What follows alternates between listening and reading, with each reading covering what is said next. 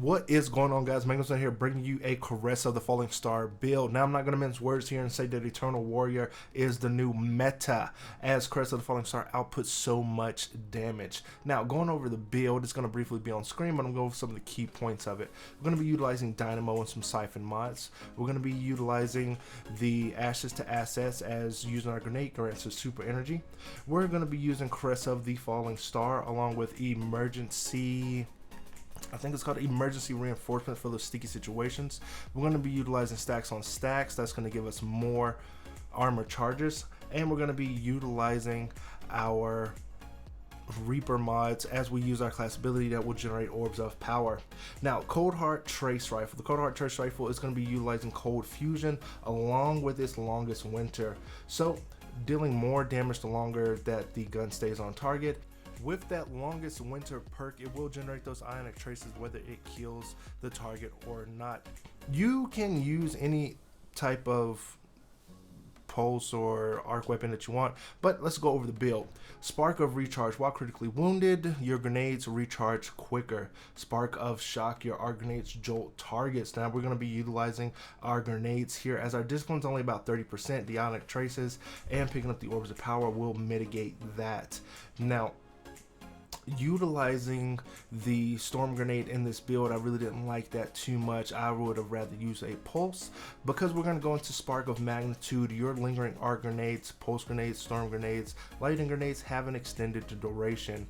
Lightning grenades usually for PvP, pulse grenades for PvE, and storm grenades for those who like storm grenades. Now, Spark of Amplitude. Rapidly defeating targets while you are amplified, create orbs of power. Spark of Amplitude along with Ashes to Assets along with a Siphon mod does generate you a chunky amount of orbs and super energy.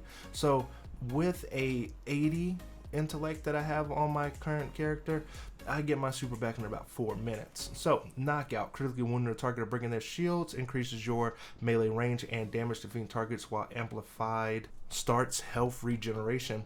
Touch of Thunder. With your pulse grenades, lightning grenades, storm grenades, they have extra effects. Storm for roaming, pulse for ionic traces. Now we start the boss fight outright with using our glorious charge with Cuirass of the Falling Star. Now, again, utilizing this storm grenade, it does generate a lot of orbs as I run away from this encounter. As you'll see at the bottom left hand corner of the screen, you'll see the orbs of power being generated by the storm grenade. Now, if I had a pulse grenade, I would have just stuck it and forgot it and let it do its thing, as I feel like it does more damage. I'm pretty sure it does do more damage. Now, combining this with a good not a good exotic, but a good heavy is key. As we use the arc and strand siphon mods, you can swap this grenade launcher out for the Gambit strand linear fusion rifle. That is easy to pick up, that drops plentiful from Gambit, and if you don't like playing Gambit, then you would have to do the raid in order to get a strand power weapon. Now, the Cold Heart isn't too distance friendly. Regardless of what you may think about these trace rifles being good at long distances, they do have a sort of, not a really damage fall off, but a sort of ease of use with the damage, with keeping it on target as you use one of those. So, you know, take that into consideration. If I had a linear, it would have been a lot easier to engage in fighting a boss such as this.